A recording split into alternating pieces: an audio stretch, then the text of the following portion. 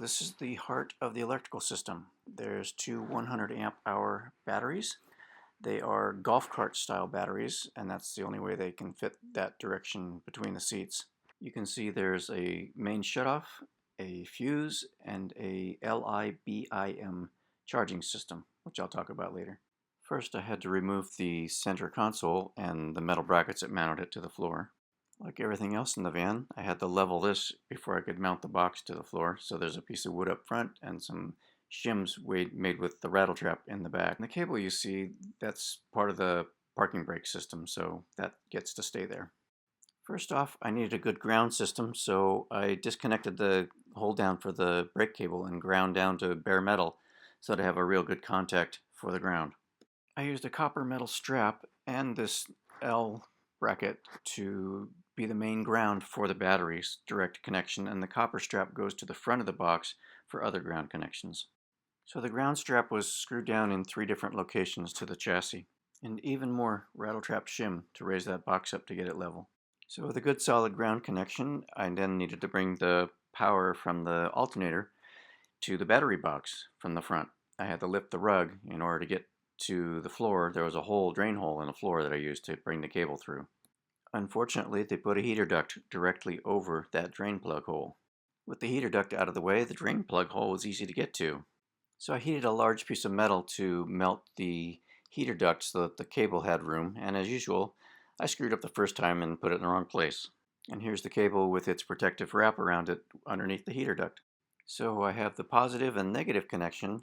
The next thing it required was to get myself a ignition on power source. So in the dash, I found an ignition on wire, and I also found accessory on wire, which was from the cigarette lighter plugs that I pulled one out to replace with a USB plug. And the plugs that go into those are at a 90-degree angle, but the USB plug is parallel. So I had to cut the blue plug to the cigarette lighter so that it would actually fit onto that USB plug. This is my number 0 wire connected to the alternator with a 200 amp fuse on it. Blue Sea Systems has a calculator for wire size and the distance of the run. With DC though, you need to include both the negative and the positive lengths. So if it's a 10-foot distance, it's a 20-foot run. So here's the main fuse box directly behind where the battery box is. And here are a pair of 12-gauge wires that run underneath the floor to the rear of the van. And this is fitting the battery box into place.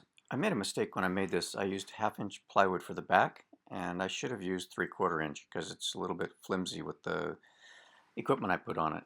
On the sides of the box, I had to use 1/4-inch plywood in order to get everything to fit in place. And through this hole is where that ground bracket comes into the box. And here's the lithium battery isolation monitor that I bought thinking that it would fully charge my batteries. And it doesn't, unfortunately. I found it inadequate for doing the job, and I later replaced this with a battery-to-battery charger. What I do like about the isolation monitor was that I could push the button up at the top left and it would jumpstart the start battery of the car from the house batteries.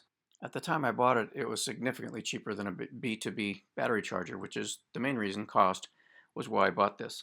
So this is the ground side of the battery. You can see there's a shunt for the battery monitor. There's a power switch, a 2-way power switch actually, that gives power to the inverter and power to that little fuse block that's underneath the kitchen. And there's also a USB plug in there. As you see, there's 5 screws in the front holding the front of the battery box down to the car, to that piece of plywood that was underneath. And in the back there's that big metal bracket that's bolted to the floor. Those little blocks of wood there, the little piece of plywood, hold the battery tight so they don't move. The batteries are really a snug fit into the box. So this is the batteries in the box, and the cable's all connected up. And an outside view of the box with the power shutoff for the fuse block and the inverter. And there's the inverter mounted on the back of the box. And here's a view of the inverter from looking from the top. And then here's the view of the box mounted in between the seats. You can see the battery monitor is easy to see while driving, and the power switch is easy to get to, and there's a dual USB plug there. There's the cable that connects the battery monitor to the shunt, and then that white thing up above is a rope with a knot on each end that holds the lid up from falling down with the seat arms. And here the monitor shows the house battery voltage, and the little thing on the left is the start battery voltage. And here's the fuse block and the inverter and everything wired. You can see the fuse block is very close to the battery box. So I bought a bunch of cheap fuses, and you couldn't read the numbers on them, but I found if you take a grease pencil and scrape it across there and wipe it off, you can read the amperage of your fuses very easily. And in the back corner of the driver's side, I ended up putting a small fuse block for all the little circuits that I have back there. So as long as I had the seats out, I figured I would fix the seat heater. It turns out it was this broken wire, and that's why the seat heater didn't work on the passenger side. So after taking it all apart, I soldered the bad connections and put it all back together. I found that zip ties were great instead of the little hog wire metal rings that they use to hold the seat cushion down to the frame of the seat.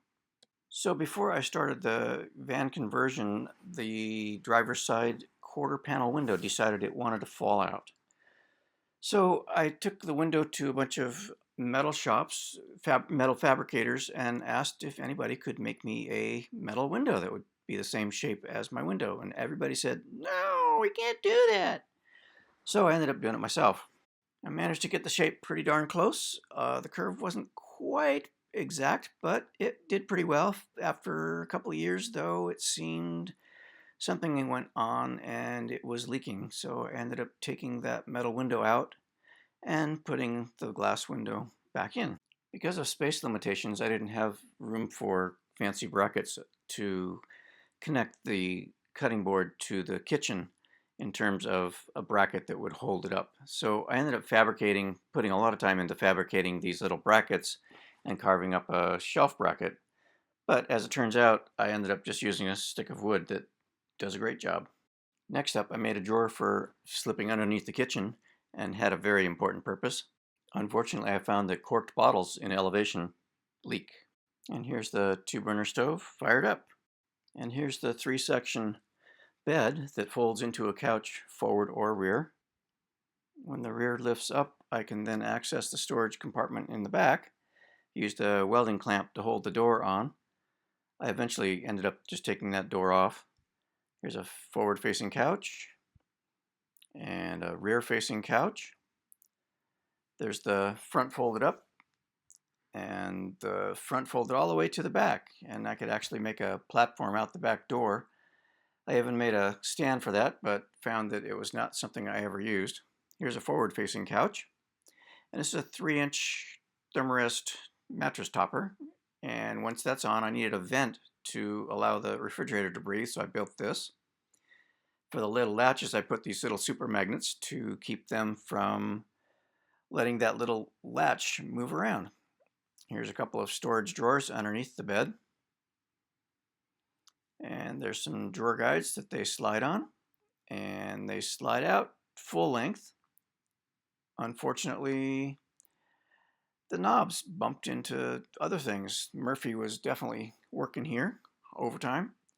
I used these little brass connectors and found that they just didn't hold up well. So I ended up using these, and you can see that little double magnet there to hold that latched. There's the rear storage cabinet again, and my original toilet was a large dog food container with cat litter in it. This is a gathering of all the components that I took to make the kitchen sink. There's a hose sprayer, there's all kinds of things like the pump that was involved. I got a pan from a thrift store and drilled out a hole for the sink. I installed the pump with a little pre-filter on it and a couple of water tanks there. The hoses fit really snug into the opening and it was perfect. I ended up using a little Camco drain connector for the drain. Got a quick release connector for the fresh water. And I put a filter on the water system. So there's one tank for fresh water and one tank for gray water, both the same size. Here's the sink before I cut the hole in it. And this is the pump mounted in place with its filter. You can see through the hole that the sink went in. These are the original vent holes I cut in the cabinet for the refrigerator. I ended up putting more in. I ended up taking both handles off of the refrigerator. I didn't realize that they hired sumo wrestlers to bolt them on. They were pretty tough to get off. But that was all planned for in making sure that everything would fit. And here's the kitchen, all finished. Stove, sink, and a fridge. It sure looked pretty, but I found I didn't find the sink very useful. Here's the extended countertop sticking out from the stove. So speaking of stove, I ended up making this little spice rack that fits onto the handle of the stove that slips right in there, and so it's there for when I'm cooking right in view. So the wood that sticks up underneath the bed is also the compartment where the skis are stored, and that's why that space is full length of the van to make room for skis. So in my original video, I forgot to show details of the window screens. So here are details. This is a piece of cardboard first as a template, and then I cut out some door skin and glued on some narrow strips of wood. You can see I put a little spacer underneath to create a curve.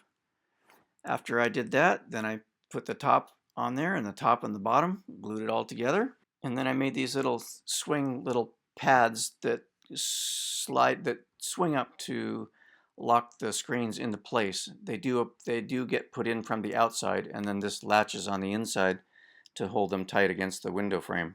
Turns out I had to carve the one that fits by the stove to fit the stove so the stove could actually open up while the window was shut.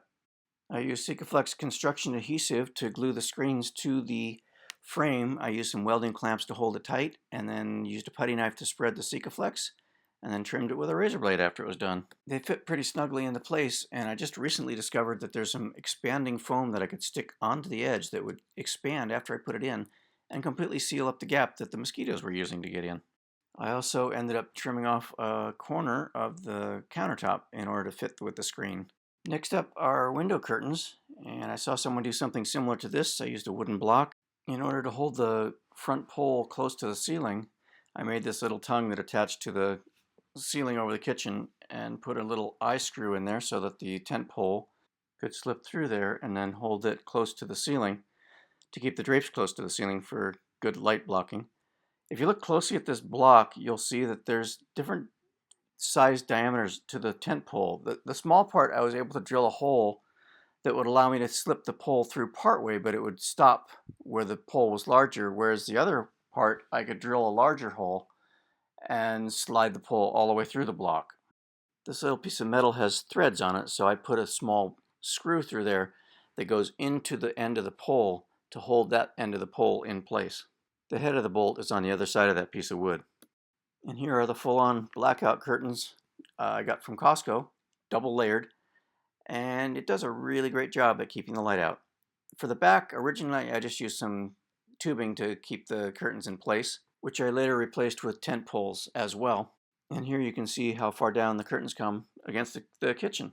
So that's kind of concludes the original build. Of course, I've been constantly trying to make improvements. So that's the build as it was originally. So, as always, thanks for watching.